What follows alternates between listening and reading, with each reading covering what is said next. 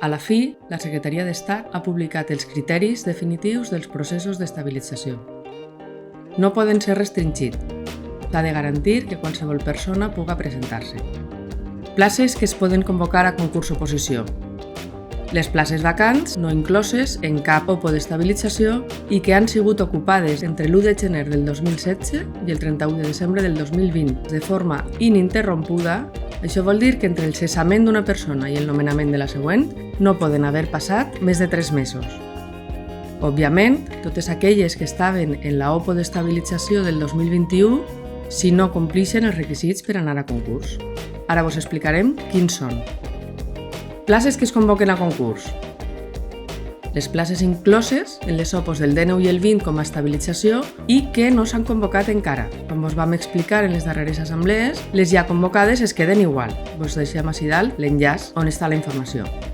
Les del 21 i qualsevol altra vacant que a data de 30 de desembre del 2021 estiguera coberta per una persona amb una antiguitat en l'escala anterior a l'1 de gener del 2016. Això és una novetat.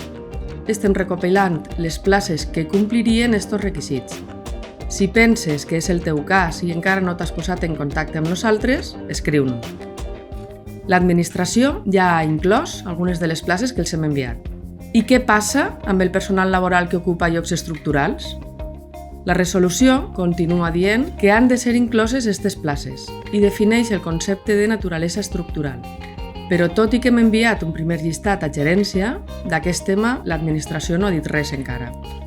Si és el teu cas, no dubtes en contactar amb nosaltres. Les persones que tinguen ja un reconeixement per sentència judicial com a indefinits no fixes entren en el procés d'estabilització i, si compleixen el requisit d'antiguitat, serà per concurs. I com serà el procediment de concurs-oposició? Doncs exàmens que poden no ser eliminatoris, que hauran de fixar la puntuació mínima per a superar la fase d'oposició i que tindran un valor del 60% de la puntuació final. I una fase de concurs en la qual el 90% de la puntuació s'atorgarà a mèrits professionals i un 10% a mèrits acadèmics. I el procediment de concurs no tindrà examen i, com a màxim, el 60% serà per als mèrits professionals i, com a mínim, el 40% per als acadèmics. Atenció, que ací no hi haurà reserva de places per a persones amb diversitat funcional. Totes les persones tindran la mateixa valoració. Els dos barems hauran d'incloure una regla per al desempat. Això es negociarà en l'àmbit de la UPV en les pròximes setmanes o mesos, però en qualsevol cas, les convocatòries s'hauran de publicar abans de l'1 de juny del 2022 i estar resoltes abans del 31 de desembre del 2024. Per últim, han aclarit que a tots els interins que estiguen en actiu, que es presenten i no tinguen plaça, els correspondrà una indemnització en cas de no superar el procés selectiu d'estabilització.